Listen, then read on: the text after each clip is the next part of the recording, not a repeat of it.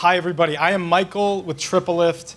Thank you all so much for coming. We are really excited you're all here. We are really excited and humbled by the response to this event and the number of RSVPs and the alacrity with which this community came together around this. So we appreciate you being here.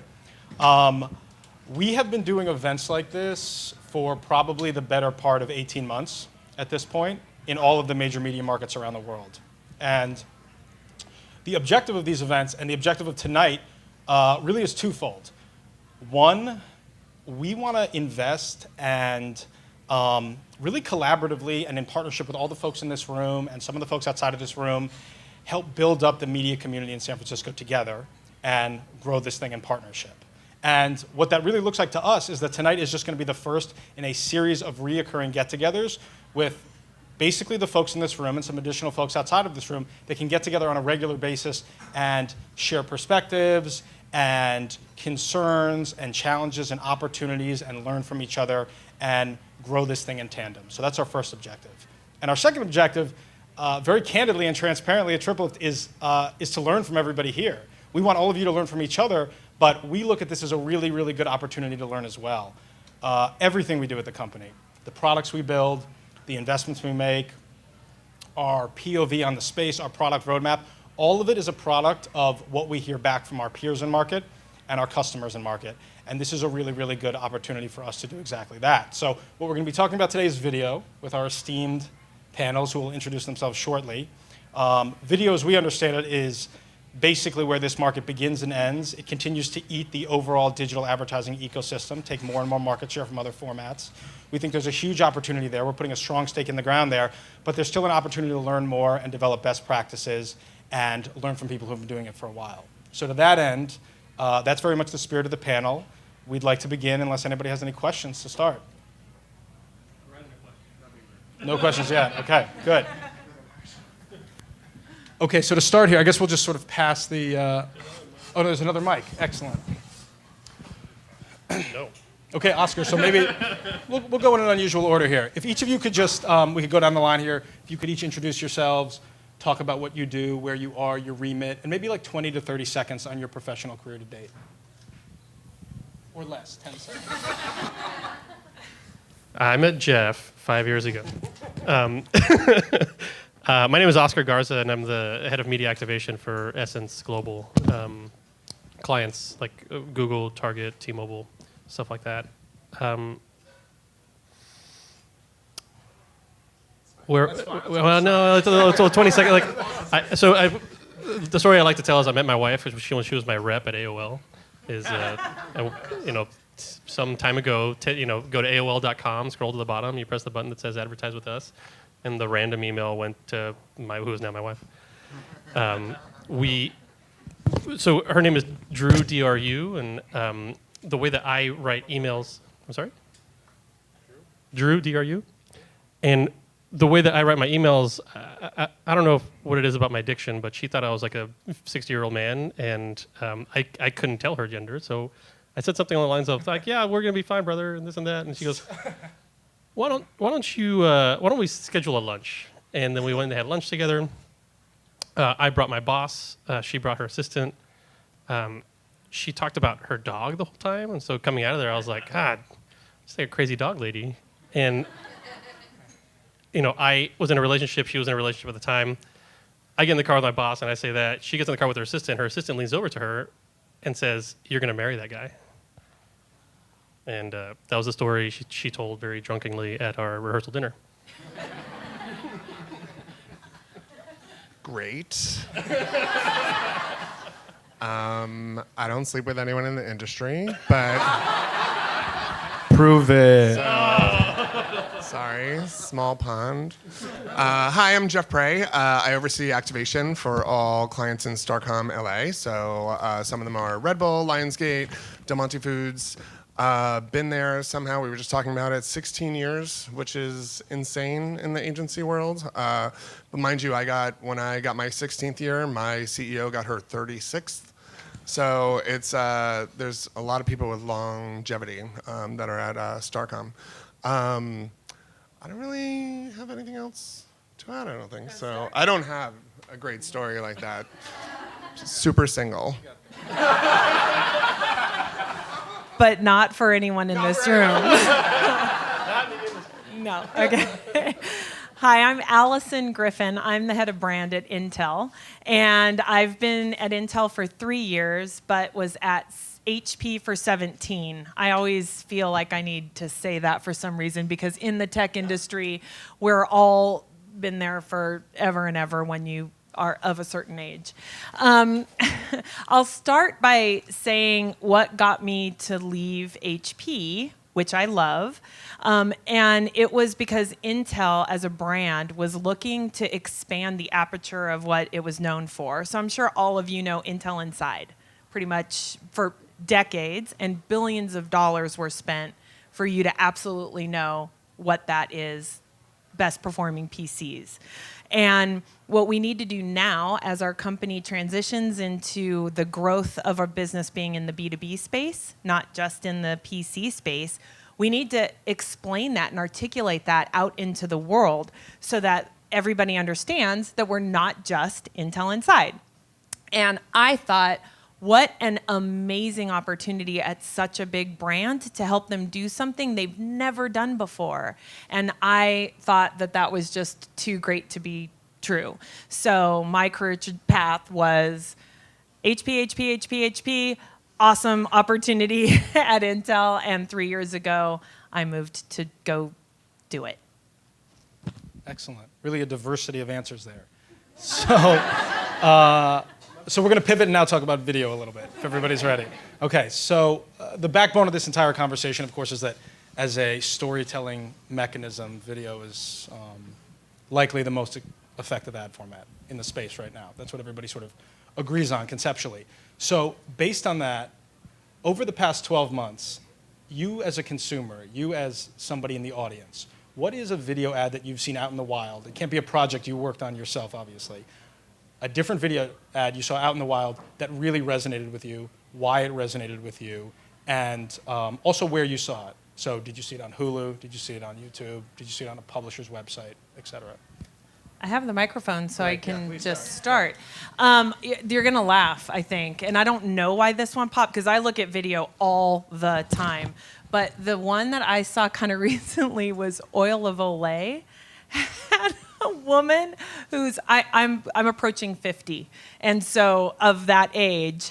And she was dancing like that 80s weird, like doing the robot and I don't know, whatever we used to do in the 80s that probably none of you have any idea what I'm talking about. And it caught my eye because I'm scrolling, right, thumb stopping, and it was Instagram or Facebook, I can't remember. And there's this woman who looks like me and is doing weird shit like I do when I'm alone in my room trying on clothes. And I thought, what is this? And it really spoke to me. And it was for Oil of Olay skin cream. And I thought, wow, I'm at the age of getting wrinkles. That's the takeaway of this. But I say that to say it was a really authentic, interesting way. They're going after old wrinkly ladies, right? They put it on the social media where we're trolling, looking at our kids and stuff. And the video format was that the subject of the video was doing something that I could totally relate to. And it just absolutely caught my eye. So I thought it was a pretty good one. Excellent. You saw that on TV, you said? No, on Facebook or On Instagram. Facebook. I can't remember which one.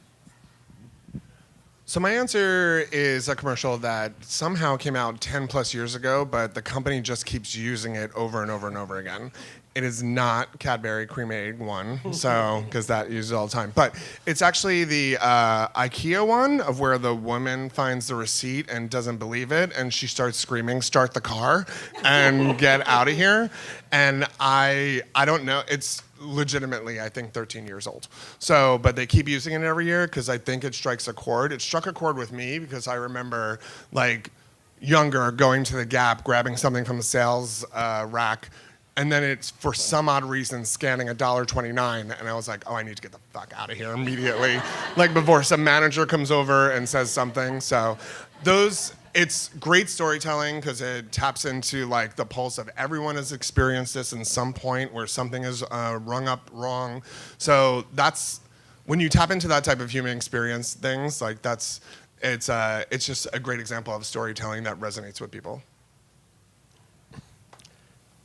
I saw a commercial today on Twitter, and it's this terrible copyright ripoff, and it's got Thanos comes out, from the recent Marvel movie, and he goes, "Yo soy inevitable," and he snaps his finger, and then it pans over to this guy. He goes, "Yo soy tacos corriente," and it's like this guy in Mexico, and he's got like a taco shop, and then they just show tacos and like Thanos twerking, and I'm like, I mean, that's terrible but it's hilarious, and so they just picked up on something that was pretty funny and interesting. But I'm really a cynic, and the stuff that resonates with me is like the stuff that doesn't work. I get on Hulu and I get the same ad 40 times in a row. I get on an airplane, and before you watch a movie, it's the same ad. Why can't they, the airlines know a bunch of stuff about me. Like, why can't that be just a little bit better? Noted. Okay. Well, so I think the appropriate subsequent question is, there's a really strong opportunity with video, obviously, to attempt risk with messaging, right? Push the envelope a little bit. And more specifically in your careers, not as a consumer, but you as marketers, more specifically in your career, where were instances where you attempted to push the envelope and negotiate the marketing story a little bit? And how did that play out? Both positive and maybe instances where it did not effectively play out. So I'm going to take us back to the essence here of video and using video storytelling. So so at Intel, I was mentioning that we are looking to open the aperture of our brand and tell more B2B and outcome stories where technology is doing good in the world. It's specifically around AI. There's that fear that robots will rise up and kill you in your sleep. And we were trying to show the good side of AI and the softer side and what wonderful technology advancements are happening. So I say that to say that we were working in China with the China Restoration and Federation of Restoration. I know, I just got that wrong. And they're a business in the country of China, and they're responsible for restoring landmarks and things like that across the country. So they needed to restore a section of the Great Wall of China. And they came to Intel because they needed compute power. This is a thing you would go to Intel for. I need some compute power. We need to run some algorithms, whatever. But we engaged with them. And so here's like a couple of lessons here in this story. Talking to your customer about what they're trying to achieve, not just what they ask you for, but what you could do and make possible based on your technology or your service or your whatever. And so, yes, you asked Intel for compute power, but what we can do is help you restore the Great Wall of China using technology in a way that's never been imagined. So there was a section that was really treacherous that literally humans could barely go, and the way they were looking at the restoration details was a guy and a tape measure. I am not kidding you. And they were trying to measure and calculate what stones needed to be replaced and what stuff they had to bring and how far they had to lug it and all that kind of stuff. And we said, drones. So we created a whole, really a whole platform, a whole solution for them using a ton of Intel technology so that we could help restore the Great Wall of China. So you pause on that and you say, okay, that's great. We were doing that. That was our customer and our partner, and we agreed to help them do it. We created the technology solution. And then my part was to say, oh my God, whoever would think that Intel was helping restore one of the 7 wonders of the world? We have to go tell a story around this. And what better way than with video? Because it's beautiful. It's on YouTube. I mean, you can go see it. It's a several-part series, and it talks about just their challenges and the technology. And it shows, I hope, you guys tell me, AI in a really great light, Intel technology at the core of helping doing something really important and in ways that had never been imagined before. So to me, video is that wonderful way to go get to people and tell stories around really interesting topics that they wouldn't have exposure to. And that's how Intel's thinking about it today. We had completely different answers. Yes, slightly different interpretation there, yeah. I've never done anything so altruistic. Something that we did a long time ago in the video space. We bought space in Times Square for a digital out-of-home spot. This was something like 10 years ago. And we had this video placement that ran where we promoted a human cloning company and we didn't put any of the advertising disclaimers on it, so it kind of looked like what it was. And to promote this video game that we were making. And it just didn't do very well. We thought it was going to be sort of like an interesting viral hit, like someone's going to see it and be like, cloning, what's that? And it's going to kind of blow up on the internet or whatever. So it didn't happen. We got a couple like weirdo emails, but I think the point of the story is like you can be, I think, push the envelope. It's really important to like get out there and do some stuff. Things will fail, and that's okay. Internally, we all thought like it was a really good decision to make. Not really based on any sort of insight, but like this is a cool thing we can do and put out into the world. And if it takes off, great. If it doesn't, move on, right? Like just be fail fast, move forward. Excellent. Okay. I would like to go back to something you said, Oscar. You were talking about your experience on the airplane, where it just sort of like plays the same ad over and over and over again, and it's like not suited for you, and it's boring, and it's like a total miss. So you're each in global capacities in your role, right? You oversee global functions, and there's a lot of opportunities in doing that. There are also some inherent challenges, specifically like cultural differences by market. And so how do you, using video as a format, stay consistent with the brand message, but also adhere to those cultural differences that are required to make a brand like HP, for instance, resonate across the world? So maybe, Allison, if you want to start. Sure. So we, at HP and at Intel both, I'm in global capacity for both. And we have geo or region teams. And so sometimes the geo finds a really great story. In the case of the Great Wall of China, that came out of our China team, and I just said, hey, I think it's a seven wonder of the world. It has global relevance. We can use it, right? So it's just a matter of having that really great communication to know when something might go in one direction or the other. And also, when we do campaigns that, we have a campaign that's going to launch in the fall around our Internet of Things business. And so in working with, I'll just say China, for example, the campaign's being generated out of headquarters, my team, but we have to talk to them about which vertical market is the most resonant for you, or what business challenge can we feature in a video version. And of course you use local talent, and of course you use local language, and you don't try to retrofit. That's sort of HP and Intel, I'd say.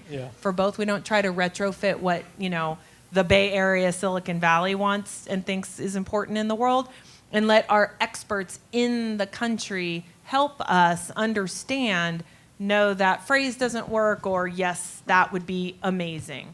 And it's that really tight partnership, I think, that helps us, excuse me, and we stay consistent to our brand, of course, because our country marketers know the brand guidelines and they understand what the campaign is about and all those kind of things. But you really have to have that strong two-way dialogue, otherwise I think there's trouble. Kind of have the same answer. It's you have to have the trust in the local offices, and that they know what's best for the client. Even if it's a U.S.-led client, you have to be safe to assume that they're also speaking to their other offices as well. But we do listen to them without trying to be focus group of one and being like, no, this is the message that we want to push down people's throats. Also, just to let everyone know, 5 a.m. is the best time to get as many countries on the phone for a conference call as possible. So in case anyone is interested in global anything, 5 a.m. most time for most countries. So it's great getting a whole entire team to your office at 5 a.m. Long days. Yeah, I would echo just a lot of what's been said. Communication, I think, is really important. The thing you pointed out, like, if we're operating global teams for these enterprise level brands that do the same thing in a bunch of these different markets, they should all be talking to each other. Because what you don't want is, what ends up happening is the client sends you 3 briefs, one for North America, one for EMEA, one for APAC, and then we bend ourselves out of shape to go deliver something different, and then somebody at the brand is like, why is it different? This should be relatively similar. So keeping your team together to deliver on some core truth about what you're trying to deliver on a campaign basis and what the brand voice is, but then also adding in the additional nuance. And that's just good marketing. Like sit down, have each individual on the team understand what the brand sort of platform is, and then really understand the consumers that you're trying to reach. What do they want? How do you address them? Where to address them? And that's what brings in the sort of contours of a media plan. Excellent. Can I add one Please, more thing? Sorry. What's also super important, and many of you are in this position, is working with our partners, our agencies, and our support. So we work with Dentsu at Intel. We worked with OMD at HP. So I've got experience with both. And it's really important because they help us so much understand, for instance, this campaign that I was just referencing that we're going to do in the fall. In the US and in most countries around the world, it's video only. And this is huge. Intel has never done a video only campaign. I don't know if we're the only ones, but never have done it. So we're doing video only, except in China, because that doesn't work in the same way there. And our media partner, in part, was helping us understand that for WeChat and for some of the platforms that business decision makers are on, which is who this particular campaign will target, that we need to do some banners for them. And so my point is not only talking to the region, but our media partner is really, really instrumental in helping us understand the formats and what we need to create to go help tell a story and make it resonate appropriately in every country. Excellent, thank you. Staying on the subject of having a sensitivity when connecting with your audience, I'm actually really looking forward to Jeff's answer on this next question. So, yeah, why don't we can just start with you on this.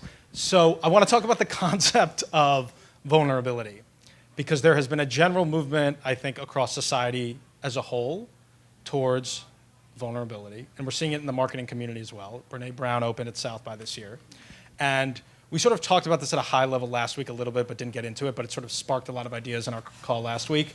How do you consider the concept of vulnerability from a marketing perspective, both from messaging, the story you want to tell for your brand, and also if you sort of interpret the question this way, and if you don't, ignore it, but if you do, from a business capacity, you were sort of talking about working with your agency and how you engage with your agency. Does vulnerability play in there as well? I'd say in part trusting our agency. I mean, I have one of my agency partners is here today, and I'd like to say, when I don't know something, I say it, right? And I have to be vulnerable because I need the best possible outcome for whatever the campaign is that we're doing. And so trusting our partners and my team and others to be able to give me really honest, great feedback, I think is one aspect of vulnerability. The other is tying your campaign to your purpose. And I'm going to tell a story here, and it's not about Intel or HP. It's one of the most moving commercials I ever saw. And it was while I was at HP, and we were working with a company called Brain Juicer and talking about the emotional quotient of advertising, television ads in particular, but video as well. And they showed us a commercial, and I'm going to tell it to you, and I'm not going to cry because that would be super embarrassing. But it's really, really emotional. So it's just generically, quickly, the story is a little girl, she's laying in her bed, kind of like on her side and upset. You can kind of tell she's upset. And a little boy rings her doorbell, and she just rolls over. She doesn't go to the door, and he looks dejected. And you kind of see day after day he's coming back, ringing her doorbell. She's not moving. And her dad is observing this, and he feels this. And so he goes off and goes to the store, okay? And he buys some supplies. And he comes back, and he's doing some kind of building something. And the next thing you know, the doorbell rings, and a light bulb in the girl's room turns on, and she's deaf. And that was her signal to know that the little boy was at the door. And this commercial was for a hardware company, right? Like, oh my gosh. And it was Brain Juicer's way of teaching us that anything can be emotional. Anything, if it's tied to your purpose and it's helping people do things that matter in their life, that you can create a video, an emotional connection about that. And I was like, I am sold. If I can get teary-eyed retelling the story of a commercial about a little girl for a hardware company, and I think it was in like Scandinavia. It was some European. They didn't even speak English in it. Anyway, didn't matter. It did not matter. So my point is vulnerability, right? And so the working with your partners and helping them, letting them help you is one part. And the other part is really understanding that if you're tied to your purpose and what your company is all about, then you can really be vulnerable and expose that purpose in a very meaningful way. I'm trying not to cry, yeah.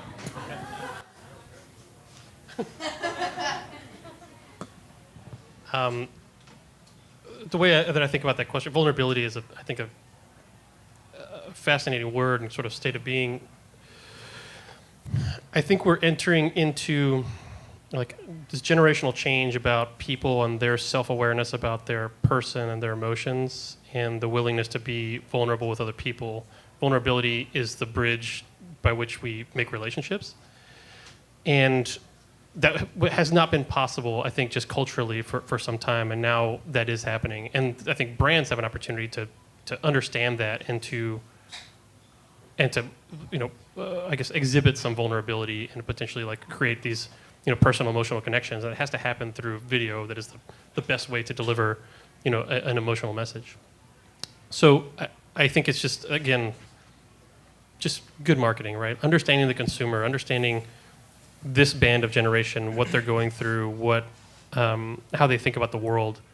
That change is going to be important in the way that that marketing works. It's important for our society, but it's important for marketing too.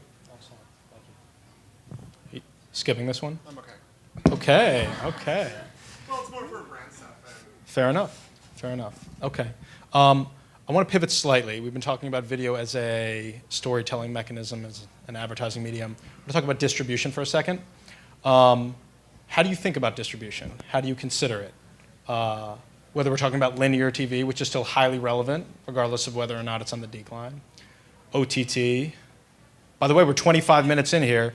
The first time we've used the OTT acronym on a video panel, which is not bad, I have to say. Okay, so OTT, YouTube, whatever it might be, how do you consider that as part of your strategy overall? Well, that's going to go across the gambit of all my clients. So so you have Red Bull that it's like adults 18 and 34, so I have to be exactly where those people are. So the linear TV, they are not there. So I have to find other avenues for where there would be. But I also want to mimic exactly what the experience is on linear TV. So CTV and addressable TV is where I would go first to try and get those people. For Lionsgate, like I have certain demos that I need to hit, like John Wick. Like obviously I want men 18 and 34. This is a perfect timing. Thank you, sir. Exactly what I was looking for. Waiting for the mic again to remind you. So for that I have to go.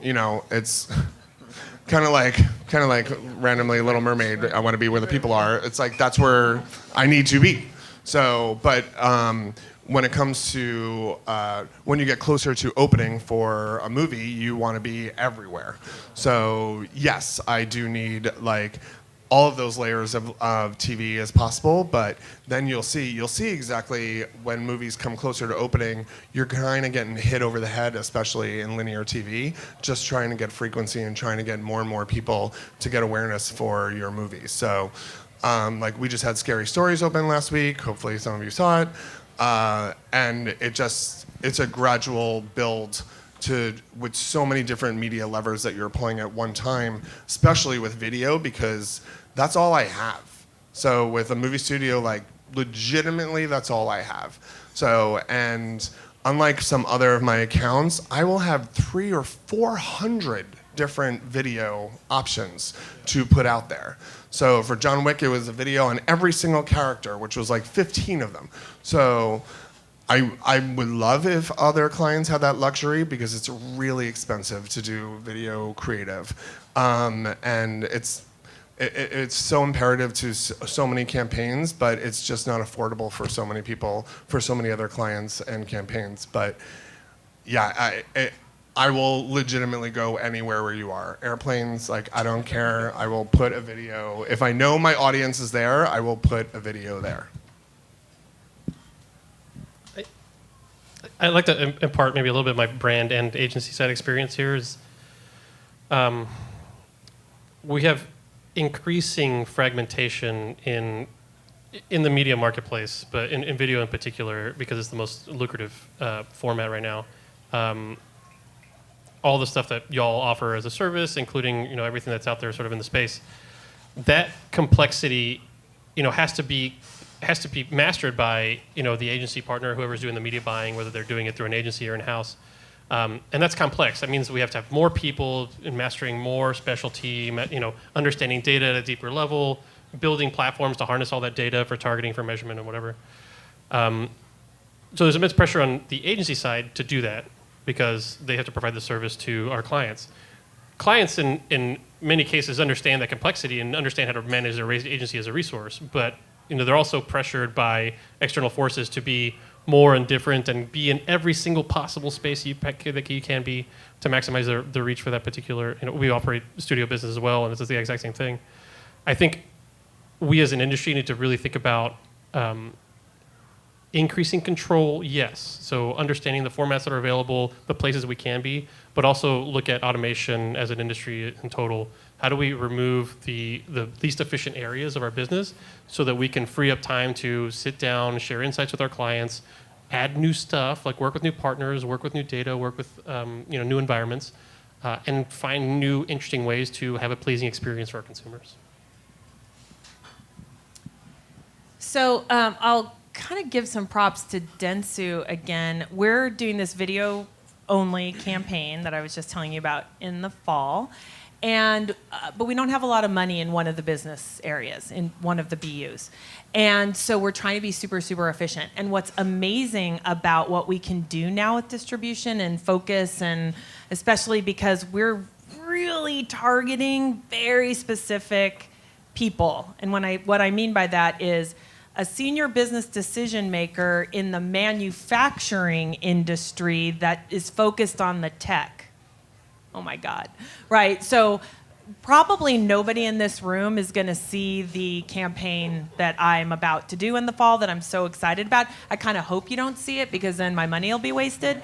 But unless you happen to follow Intel, because we'll probably have it on our own properties. But the point is that we can get really prescriptive. And so one of the really cool things that we're going to do is not only this hyper targeting to be efficient, but we're doing time parting. And I don't know, have you guys been, those in the media industry, have you been thinking about time parting? Anybody? I'm serious. Like, yeah? Because I hadn't, as a big brand, we hadn't really thought about it before. And what it means is we know this target, this tech senior business leader in the manufacturing industry, whoever that guy is, we know him or her. And we know that on the way to work, it's podcasts. And at work, it's LinkedIn. And after work, it's Facebook because they're older. And like all these things, and I kind of made that up, not linear.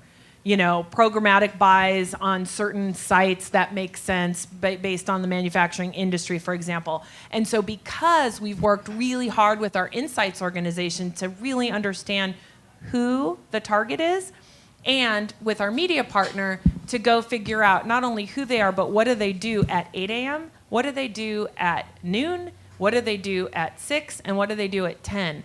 And we don't have to waste money buying anything when our target is not in that space at that time of day. And I think that that's really great. So we haven't done that before, and we're nervous about it, if I'm being honest, and we're taking a risk, I guess. And I'm hoping that we're going to get exactly who we want really efficiently. But those are the kind of things that I think are really interesting in the media industry now. And with video and digital, it's really easy to do. And we're not doing much TV. We do TV for our consumer side of the business. Jim Parsons is our guy, if you will, and you may have seen TV commercials with Intel and Jim Parsons. We've had him for, I don't know, 4 or 5 years now. But that's more on just general PC and gaming, and all the rest of our media is digital. Excellent, thank you. All 3 of those answers were really interesting. So I want to pivot slightly now away from video. Hear you guys talk a little bit about yourselves in a professional capacity. So Allison, maybe we can start with you again on this one. Okay. HP for 17 years, yep. Excuse me. No, it's okay. Yeah, so yeah. You're aging me. I outed myself already. It's okay.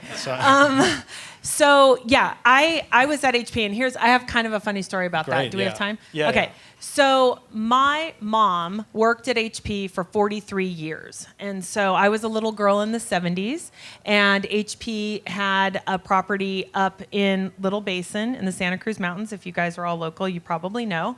And we had our company picnics there. So when I was 4, 8, 12, 18, well, maybe not by 18, but Bill and Dave Hewlett and Packard were there flipping burgers and patting me on the head. So I say that to say I grew up with HP in Silicon Valley, and my mom, so she was, I have 2 parents. I always talk about my mom and my poor dad. I love my dad. Anyway, and they're great. But my mom was this pioneer in Silicon Valley as a female who was going to work in the tech industry in the 70s. Actually, she started in the late 60s. And that's so weird. And we think about women in tech now and how far we've come, but how far we have to go. And I think about my mom and how she sort of just showed me that when I was a little girl. So it was really cool. So I say that to say that HP meant something to me. And I started my career in PR, and I was at a PR agency, and I remember calling my mom, and I'm all, oh my God, I'm on the HP account. And we laughed. Oh, that's so funny. Can you even imagine? And so that was that, and I was on the HP account for several years. And then, of course, I called my mom and said, oh my God, they want to hire me. Can you believe it? So then I went in-house. So it had nothing to do with her. And then I had this great 17-year career there. And it was awesome. And so I say all of that to say that what's amazing about the Bay Area and Silicon Valley and tech is we're really evolving. And I've just always been excited about what the storytelling capabilities are, starting in PR. And it was really cool to be able to be where my mom was. When I finally left, after she retired, we realized we had been there for 49 consecutive years. So it was kind of weird. Okay, excellent. So it shaped who I am, and it's great. Very cool. Jeff, question for you. There are a lot of people in the audience who are building their careers. They're aspiring marketing professionals or agency professionals. What's one piece of advice, based on your experience, you would give folks in this room as they grow their career, and why? Where in your experience, in the midst of your ascent, did you learn this? We'll go in a couple different directions on this, but okay. One of the things, and we were actually, I was talking about it earlier, is growing up in this industry, just learn to be nice to people, because, by the way, like, if you're a dick, it'll come back to you, like 100-fold. I have at least 50+ examples of that. So I'm a big believer in karma, and it really comes back to people. So it's super simple to be nice. That's legitimately all that I can say. The other thing that I will say is I put a lot of time and effort into building relationships with peers, vendors, as well as clients. So I would say I've been at Starcom for 16 years. I am still talking to most of my clients that are no longer even working with me anymore. I'm not going to say that it's easy. It's a sacrifice for you guys to give up time and effort to keep those relationships going, but it's so valuable in the long run. You have no idea where people are going to go. You have no idea where you're going to go. So it's something that sometimes gets overlooked about how important relationships are in what we do for a living. So just try. It's, again, easier said than done. because people have families, people have lives, people have other things that they want to do. I'd rather be on couches sometimes rather than being at client dinners and things along those lines, but it does pay off in the long run. And I wish I've told some people that earlier in their career. I learned it earlier in my career, and I learned sometimes it's a double-edged sword because all of a sudden one of my clients would only call me besides the 100 other people that were working on the account. And I'm like, okay, how did I get here right now? And then I was her date at her niece's wedding in North Carolina. So it was a long story, but it was but just focus on that. But just know that it doesn't come easy and that you gotta put time and effort into it. Yeah, relationships matter in this industry. The thing that I've held close for a long time is maintaining your curiosity.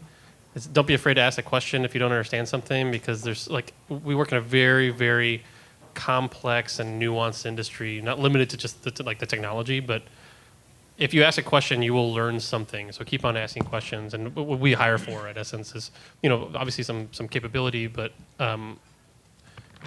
the ability to maintain that curiosity so we can learn something. We bring that back to our clients, either in the way of an insight or understanding the way that things work. Especially in the sort of programmatic industry we work in, there is an atomic level in the way that it works, and understanding that unlocks just, I think, worlds. Excellent. Thank you. Okay, before we open it up to questions, we're going to play a quick game of word association. So I'm going to say a word, and you just shout out the one word it triggers in your mind, okay? Real natural. No, one, starting with Oscar. We'll go down the line here. Okay. Bad Santa. Come on. Okay, first. Thornton, that's great. First word, YouTube. I cannot comment. They're a client. They're great. They're super good. The advertising is amazing.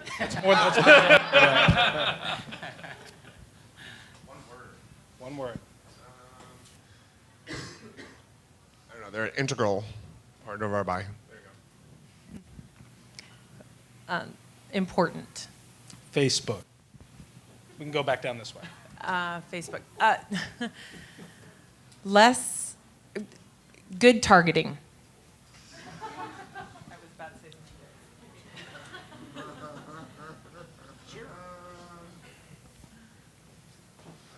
Kind of also, sorry, I have my movie marketing hat on. It's super important. So, Super important. Okay. Yeah.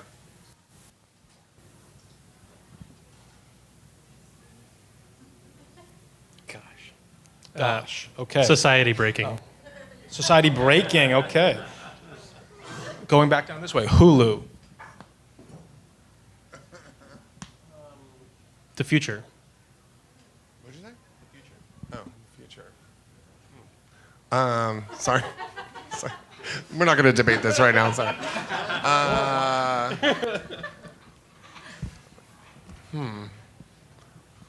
don't know. I guess Handmaids. Man. Damn it! Damn it. Handmaid's You Tale. can say the was same. mine. Yeah, it's fine. Yeah, it's fine. Handmaid's Tale. Okay. Netflix. Allison, starting with you. Binge. Originals.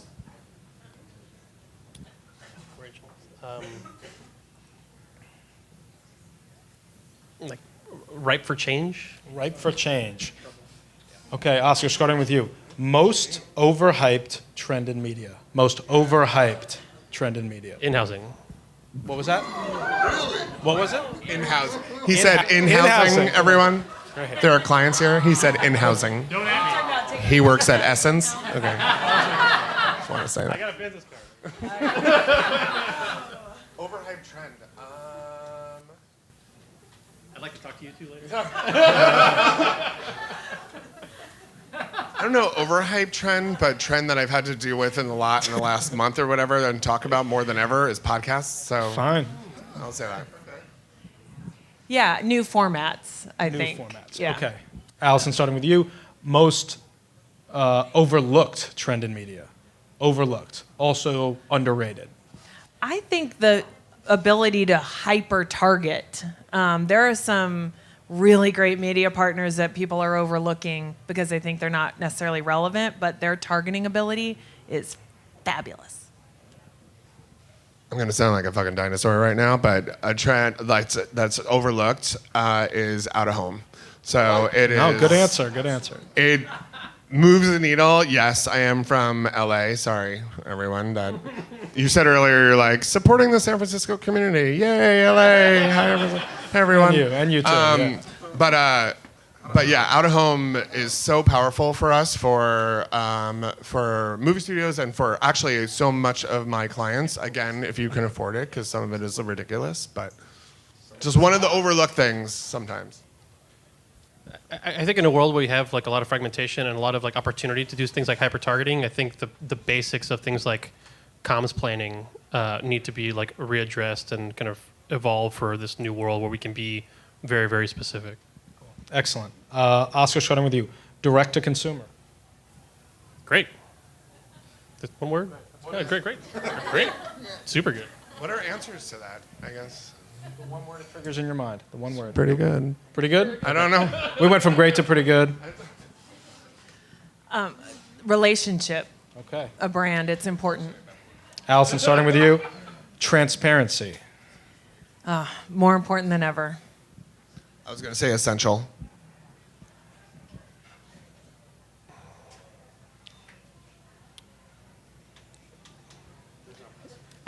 There's no press here. It's necessary, but it needs to be understood much better than what it is. Needs to be better than what it is. Okay. 3 to go here. Oscar, with you. Programmatic. I love it. We love it too. Good. It's amazing unless you get, as we were talking about, too many focus groups of one that you're reaching 4 people. Oh, perfect, sir, again. Thank you. Unless you're reaching 4 people and then there's no point to it. So that's my only issue of when you get down to this data wormhole of things. It's important and misunderstood. Important and misunderstood. Excellent. Okay. Linear.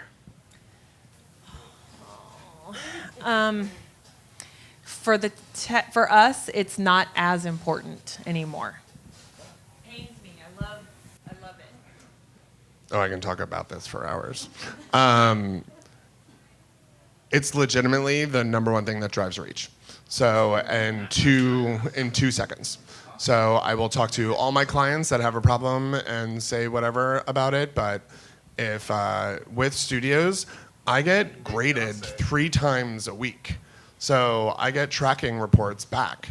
And so I know how things are working or not working. And there's not a lot of other brands that can actually say, or genres that can say that. So it moves the needle of when I need needles moved. So. Mass. What was that? Mass. Mass. Got it. Okay, last question. You said mess, and I was like, What a mess. Yeah, that's what I thought you said too. Oscar, what's one thing you do every single day? What? I'm sorry. One thing you do every single day.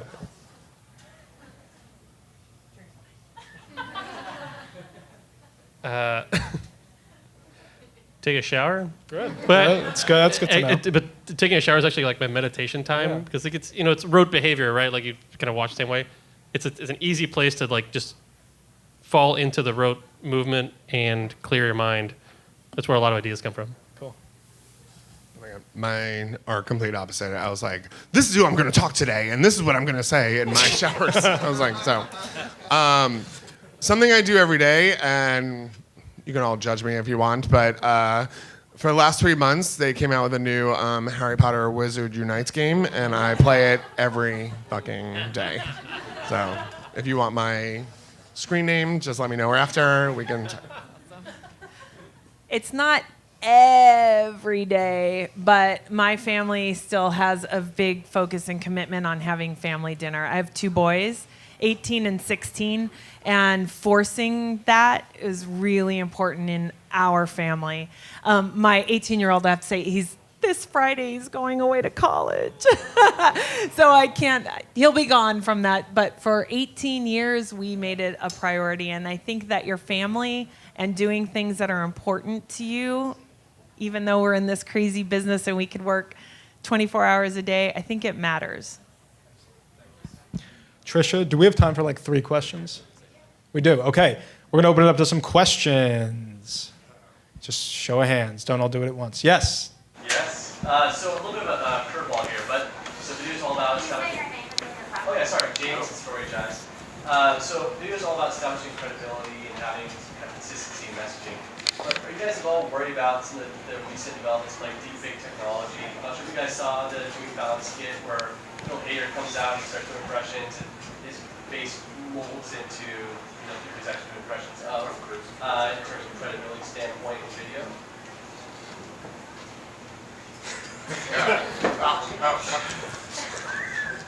I don't even know. I guess I could also ask that. It's weird talking about like if I'm gonna, because that was the one with Tom Cruise. Is that what you said? Yes. Yeah.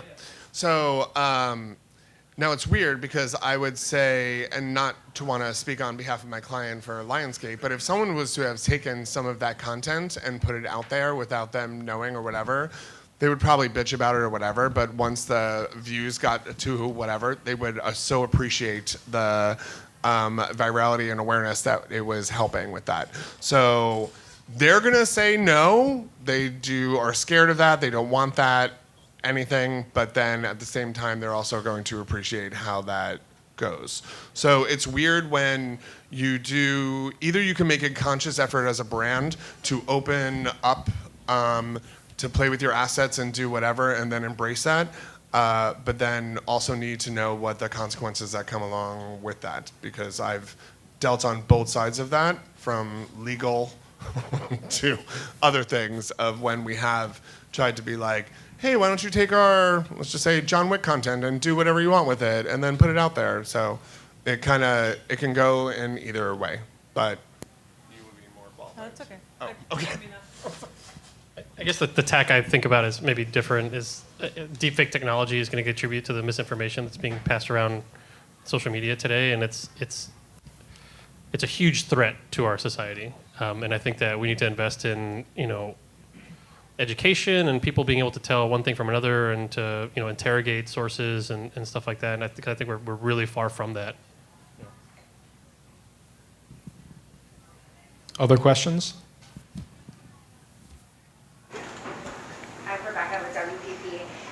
What is your strategy to combat the skip this ad, right, option that consumers have?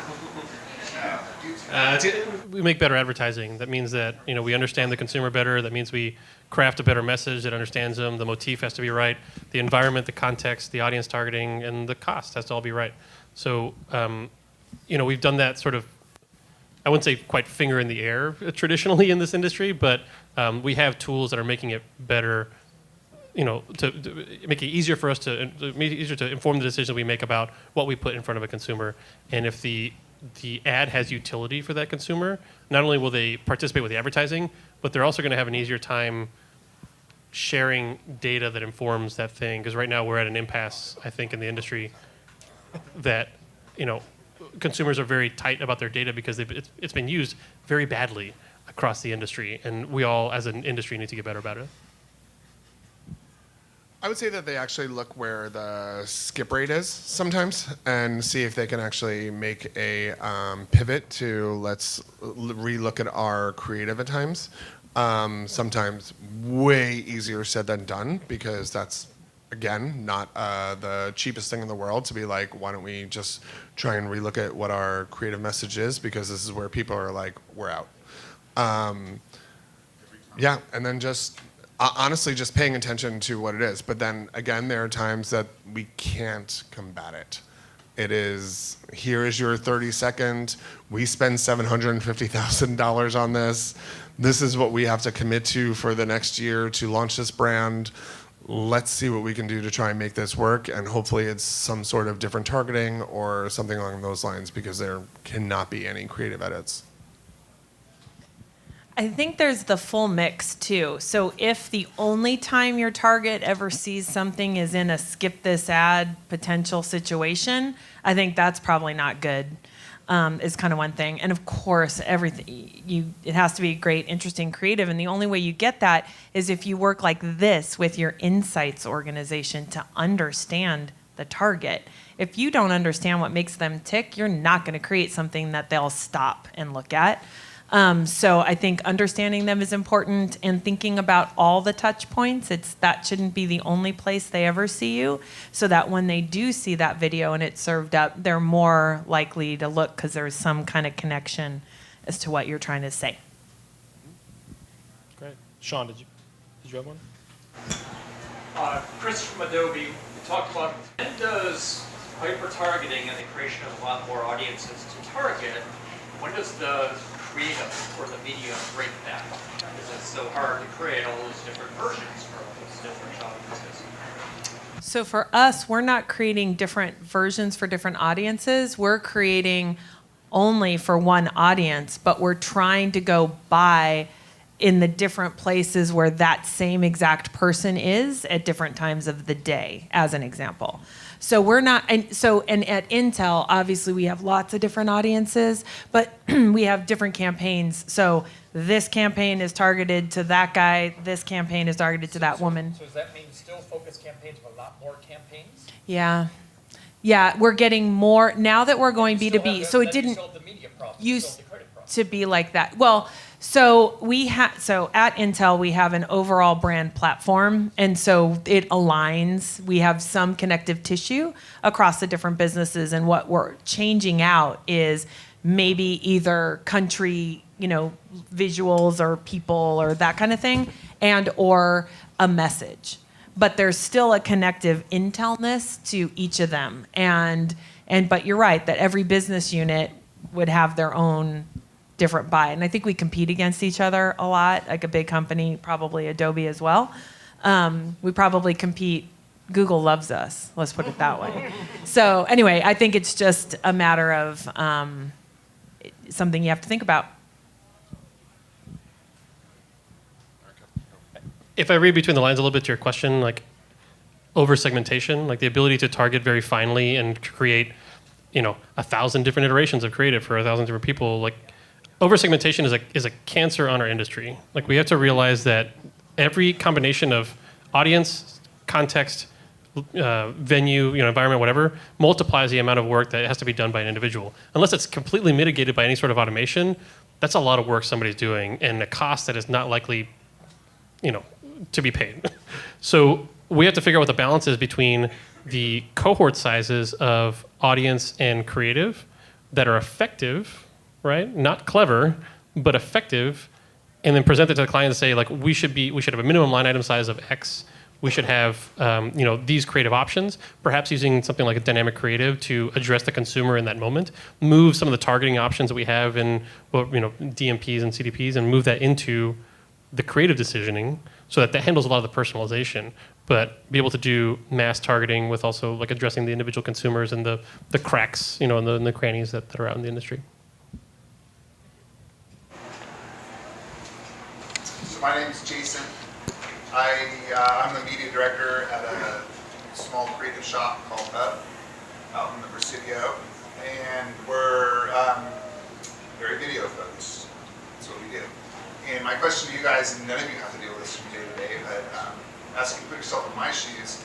My question is, what I'm dealing with right now are a bunch of B2B startups that understand the power of video in a storytelling medium, but their ratio of creative production to media spend is, in my opinion, not where it should be. For example, they're spending 150 grand making a video, but they're spending 50 grand advertising video.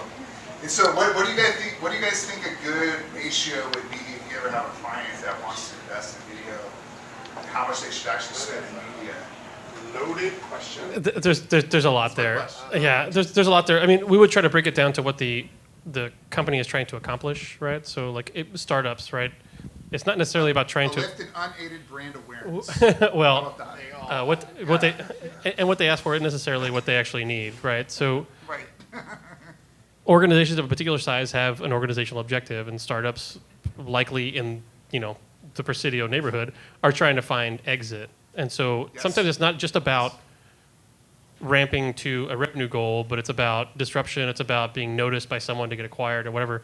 And so you have to find out what that actual goal is and then retrofit the ROI of the investment to that goal, is to say, we will find more people and do this thing with a bigger media investment. And if you bring down the investment on the actual video creative asset, the creative asset still has to be good, right? But help them find a balance that addresses the return on what they're actually trying to accomplish. With a dash of vanity. With a dash of vanity. That is needed. You have to raise your awareness of all them. So. I'm there. Also, thanks for the question about transparency, which is sort of a hot button topic for us right now. When you guys talk about transparency, what do you really want here? What kind of transparency do you have and don't you have today? Agency-wide or client-wide or both? Either both. I work on both sides. Transparency, it's from a brand. I mean, I'm the Intel brand, so we have to be transparent about things like conflict-free minerals, right? You make silicon out of sand. It's a big deal in this industry. You have to be transparent about where we're sourcing stuff. We have to be transparent about what our purpose is. So, I mean, I think if that's what you mean, like it's really important for any brand. And I think that the public is demanding more and more and more of who do you do business with? Who are your partners? What do you stand for? Why do you do blah, blah, blah? And it just helps a brand if it understands itself and can articulate why decisions get made. I think it's just important. And transparency in general, it's hard because there are certain things you can't share. And there's reasons why you can't. And so just if you can be open, I think that's what the whole transparency thing is about, is just being open about what you can and can't share and why you are and aren't doing something. I'll say we have this really interesting, and not to get into politics at all, but our CEO had to and did meet with the president. It was around manufacturing and because of China, right? So we do a lot of business with China. And there was a huge uproar about it, especially in the Bay Area. And we had to be super open and transparent about how important trade and commerce is to our company. And we're making silicon in China. We're selling silicon in China. Like, there was all these things and these reasons. And we just tried to be super open about what and why we were doing what we were doing. I thought it was interesting. There was even like an internal Q&A about our CEO going. So anyway, I don't know if that's really what you were asking, but it's what popped into my mind. I'm going to tell you like my agency experience, because before an agency I used to build in-house media teams, so I'm not totally against that, you two. But the idea is 20 years ago it took 100 steps to deliver a campaign. Now it takes 200 steps because of the fragmentation of everything. At the same time, pressure on fees has pushed, the people that actually do the work, right? Pressure on fees has pushed that down and continues to be pushed down. Now, what happens, those things moving in the opposite direction is bad. What's happened is that there's a lot of outfits that have gone on and tried to generate revenue in weird places, like marking up stuff that's not great, or taking a position on media, or just lowering service levels and being worse. And so now, I speak for the agency business, there's a lot of not great agencies out there, right? And so what is the antidote to that obscurity is sunlight. Is we say, show me transparency. What are you buying? Where are you buying it? How much does it cost? What are you doing for my business? Can we use that information to now just talk about value? And if you're delivering value, fantastic. But I think the balance that we have to strike is there's clients that are saying, I want transparency, but wait, you're way too complicated.